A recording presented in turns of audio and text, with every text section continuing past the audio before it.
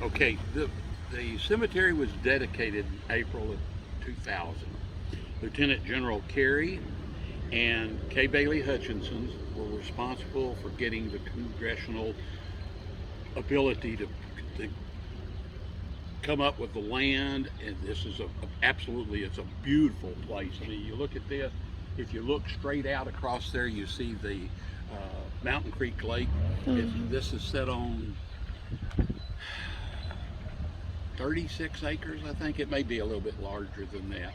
Presently, there are over 78,000 souls buried out here. Of those, some of them are husband and wife.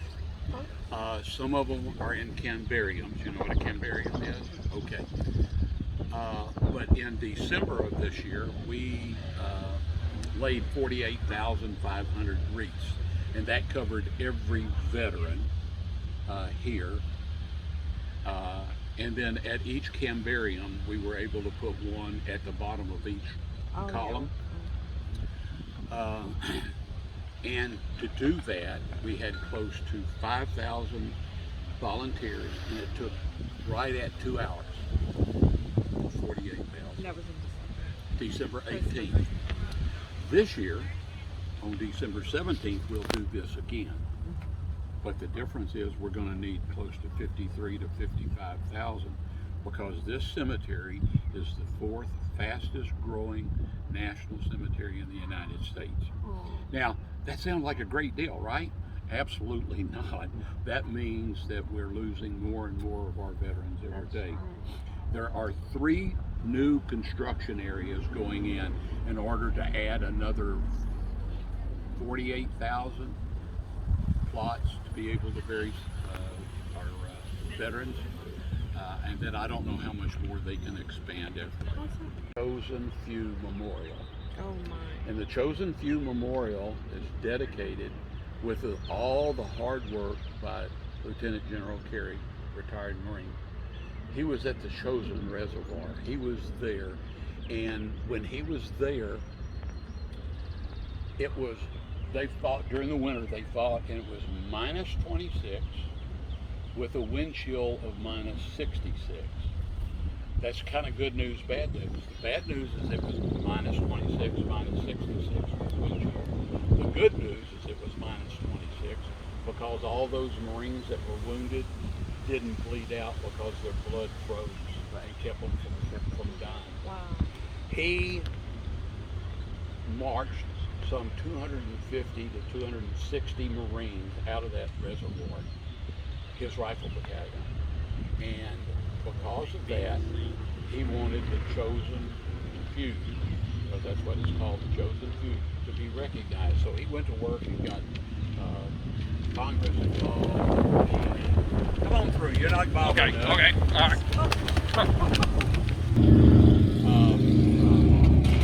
He offered a lot of men over there. Now, I have some opinions about the Marine Corps. We shouldn't have been there in the first place. Do you know why we were there? Do you know why we were there? We were there because I'm sorry, MacArthur wanted to become president of the United States, and he figured if he could go in there, take care of Korea, it would push him right on through like it did Eisenhower. He wanted to be, and that's why Truman got rid of it. He was trying to become so powerful that Truman had nothing left to do but fire him. They fired him. So we were there, and then not only that, but MacArthur put General Almond in charge of the Marines. Now, this is an Army guy who was basically an office guy. He was a general, but he was more administrative, and he put him over some Marines, General Howland Smith, who was a bad general in that he knew how to fight the wars and all that stuff. And Almond kept telling him to do things that did not make sense.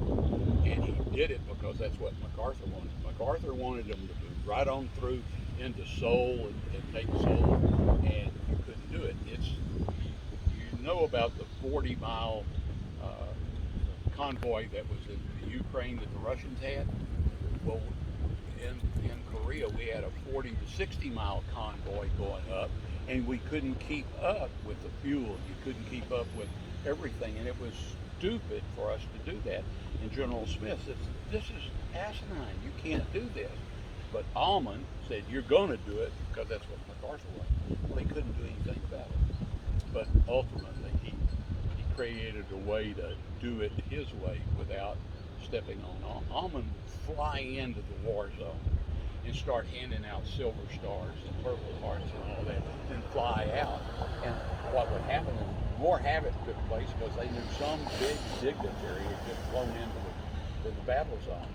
And the more I read about the Korean War, the madder I get. Have you gone to Washington, D.C.? Have you seen that? The Korean Memorial? I haven't, but I've seen the Vietnam Wall. Oh, you've seen the Vietnam Wall? It's right, Vietnam, then you have Lincoln Memorial. It's right before you get to Lincoln Memorial. Oh, okay. I know exactly where you're And going. they made all the soldiers, they look like Oh, real. I know what you're talking about. I've seen pictures. I haven't been there. I do nice. want to go back. I've been probably 4 or 5 times. Twice with each one of my daughters that were in the 8th grade. They went to Washington, D.C. on the field trip. Yeah. And then I went back a time before with another guy. We were meeting up there on business. USS Ogden, December 2nd, we hit a storm, and the Ogden is a flat bottom boat. And flat bottom boats are just like this in water. It doesn't have the big keel and everything. So they broke loose and they're sliding, and the Navy sent us out there to dog them down. And we're dogging down our tractor. We got the front two, the left rear, and he and I are over on the right one. And we were about 3 or 4 ratchets away when the tractors behind us slid together. And it sounds like a train wreck. And he said, "Alan, just get in the tractor." I went from here to that door and crawled in. Don was 3 to 8 seconds behind me. After I jumped in the hatch, the tractor next to it slid over, hit him, killed him. Oh. So it moved. The ship was turned and went to the Philippines. We were due to land in Vietnam on December 5th, '69, but because of that we didn't. So I'm a Vietnam era veteran. Every year I send 2 wreaths up to Milwaukee because that's where Don's buried. I have a cousin up there, and Don, Eddie takes and goes out and lays 2 wreaths, one on Don and one on his father, who's a World War II veteran. And we've been doing that for years. And that's the way I honor him. And that's one of the reasons I'm doing what I do for the wreaths. Because... And you do have a nonprofit. Oh, yes, ma'am. It's a 501c3, I guarantee you. 2, Morrow Worcestershire, who's the owner of the wreath company up there, and tree farm. And he grows all these balsam trees that end up making wreaths and things like that. Well, in '92, he had close to 5,000 wreaths left over for the Christmas season. Mm-hmm. So he said he had visited Arlington National Cemetery when he was 12. There was a group of paper boys that were carried up there. So he thought about that and he said, I'd like to put them in Arlington National Cemetery. So he got a hold of Phoebe Snow, no, not Phoebe. Anyway, the lady that's the congressman of Maine, and said, "Look, I've got 5,000 wreaths. I'd like to have these placed at the Arlington National Cemetery." And he said, "Can you make that happen?" She said, "Well, let me make a phone call and I'll get back to you." Called him 10 minutes later and said it's done. The cemetery was going to allow them to put those 5,000 wreaths in the oldest section. Why? Because that's the least visited. Okay, so his friend who owns a trucking company loaded these 5,000 wreaths up, drove them down to Arlington National Cemetery. VFWs, American AMVETs, other veterans clubs met there and laid the wreaths. They laid 5,000 wreaths. Well, he decided to do that every year. So every year he did that. And then in 2005, a picture of the Arlington National Cemetery with those wreaths on the headstones covered in snow hit the internet. 2006, he had about 130, 140 cemeteries say, hey, we want to get involved. What do we got to do? So he told them. He shipped wreaths to them. And then 2007, it went from 100 and some odd to over 300. And then it was starting to grow this past year. In 2021, over almost 2,500 cemeteries, including national cemeteries, private cemeteries, were involved where they had wreaths. People were going out, sponsor groups getting money so they could pay for these wreaths. In 2007, he had to become a 501c3, and he broke it off away from his company because he just couldn't keep it inside the company. It was a nightmare. And he's been doing that every year. And now, here's the neat part.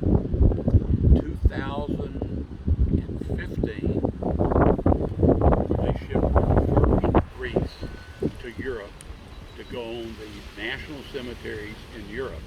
Now, are you aware that the national cemeteries in Europe that have American veterans buried there, that property is owned by the United States? Those countries donate that land to the United States, which means we have to take care of it. So we have people that take care of those cemeteries.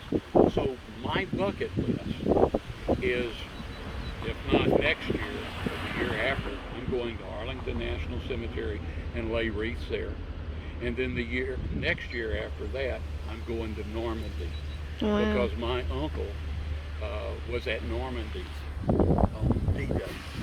And now he lived, and he's buried over in Duncanville. But I want to go and honor him placing a wreath on a veteran's grave over there in his honor. So I've got two big things on my bucket list I want to do.